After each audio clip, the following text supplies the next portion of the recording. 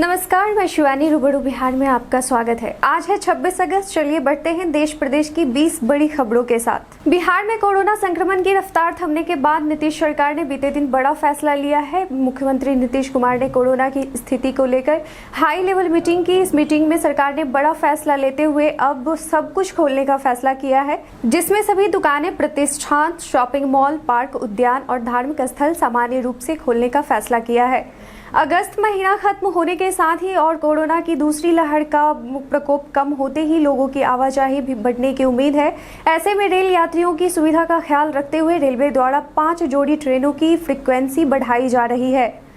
राज्य में इस वर्ष बाढ़ की वजह से फसलों को काफी क्षति पहुंची है। ऐसे में एग्रीटेक स्टार्टअप ग्रीनसेंट के संस्थापक दीपक यादव के मुताबिक कुछ इलाकों में पानी का ठहराव और अपर्याप्त बारिश ने धान की फसल की रोपाई प्रभावित हुई है। उन्होंने कहा, बिहार से धान की फसल की उपज में लगभग 50% का नुकसान होने का अनुमान है। बिहार पुलिस एकेडमी से 619 महिला समेत कुल 1583 दारोगा की ट्रेनिंग पूरी हुई। इस मौके पर एकेडमी के निदेशक भृगुनाथ श्रीनिवासन ने पुलिस अपर निरीक्षक 2018 बैच की 16 कंपनियों की सलामी ली। इस बाबत आज 26 अगस्त को सीएम नीतीश कुमार के समक्ष 16 कंपनियां पास आउट परेड करेगी।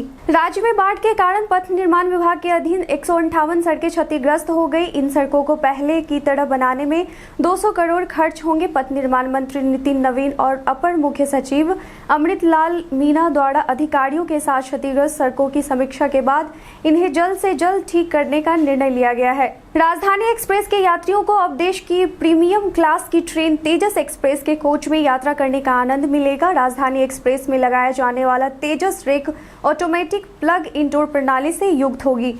कोरोना की तीसरी लहर से निपटने की तैयारी में बिहार सरकार जुट गई है। बच्चों को लेकर विशेष सतर्कता बरती जा रही है। पीकू वार्डों में बेडों की संख्या बढ़ाने के लिए प्रयास जारी है। वहीं सूबे के सभी प्रखंडों में एम्बुलेंस के साथ ही अब स्वास्थ्य कर्मियों की बहाली भी तेजी से की जा रही है। स्वास्थ्य मंत्री मंगल पांडे ने कहा कि बिहार में जल्द ही 3000 चिकित्सकों की बहाली की जाएगी। ये नियुक्ति 15 से 20 दिनों के अंदर कर दी जाएगी। राज्य के नगर निकायों में नल जल योजना के तहत पानी कनेक्शन देने के बाद लाभुकों को जल कर देने की शुरुआत जल्द ही की जाएगी। इसके लिए नगर विकास और आवास विभाग नगर निकायों के माध्यम से शुल्क की वसूली करेगा। अगर 1 माह के शुल्क जमा करने में देरी होती है तो लाभुक को 1% ब्याज के हिसाब से जुर्माना देना होगा। इसके अलावा अगर लगातार 1 वर्ष तक जल कर जमा नहीं करने पर पानी का कनेक्शन काट दिया जाएगा।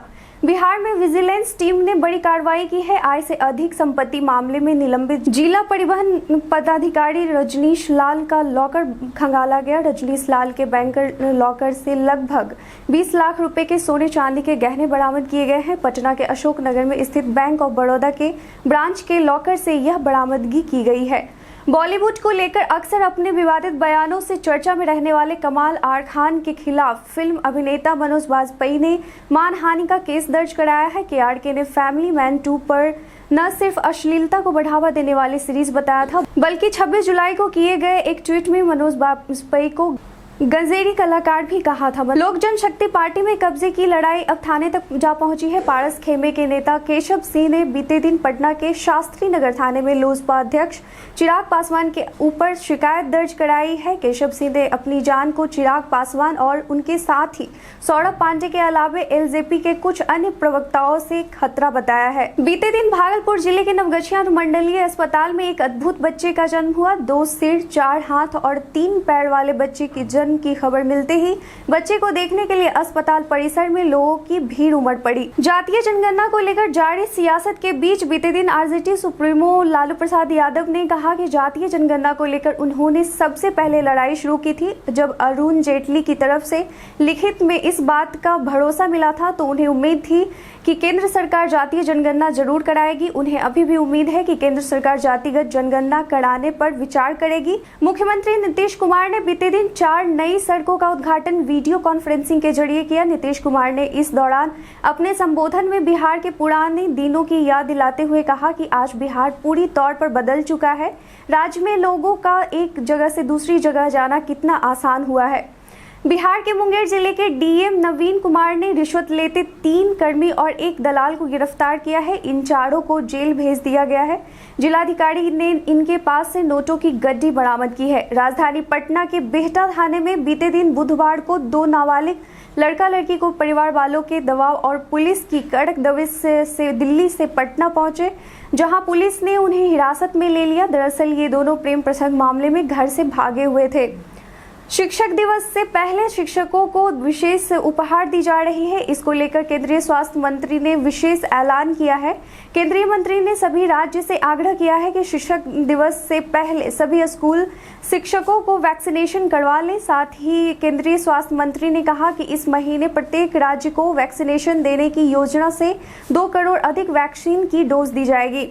बाढ़ की त्रासदी के बीच कटिहार जिला प्रशासन और आपदा प्रबंधन विभाग बाढ़ पीड़ितों की मदद के लिए हर तरीके से प्रयासरत हैं। इसी कड़ी में बाढ़ पीड़ितों के लिए सूखा राशन पैकिंग का काम शुरू कर दिया गया है। अब तक 50,000 फूड पैकेट का वितरण किया जा चुका है और आगे भी यह कार्य जारी है। इसके लिए कर्मी रोटेशन के आधार पर 24 घंटे सेवा दे रही है। बीजेपी के वरिष्ठ नेता डॉक्टर सीपी ठाकुर ने जातिगत जनगणना पर अपना विरोध जताया है। सीपी ठाकुर ने कहा कि जातीय जनगणना का कोई मतलब नहीं है, यह देश को बांटने का काम है। सीएम नीतीश कुमार को नसीहत देते हुए सीपी ठाकुर ने कहा कि जातीय जनगणना की जगह बिहार में शिक्षा, स्वास्थ्य और रोजगार पर काम करना चाहिए।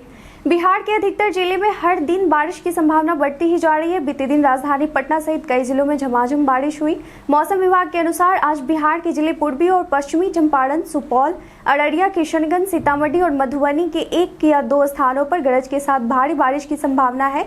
इस बाबत मौसम विभाग ने इन जिलों के लिए येलो अलर्ट जारी किया है। वहीं अररिया और किशनगंज के लिए ऑरेंज अलर्ट जारी किया है। इसके साथ ही चलते हैं आज के सवाल की ओर। बिहार में जातीय जनगणना करानी चाहिए या नहीं, इस पर आपकी क्या राय है? आप अपने विचार कमेंट बॉक्स में रख सकते हैं। आज के लिए बस इतना ही। देश प्रदेश की खबरों के साथ जुड़े रहने के लिए देखते रहें रूबरू बिहार। धन्यवाद।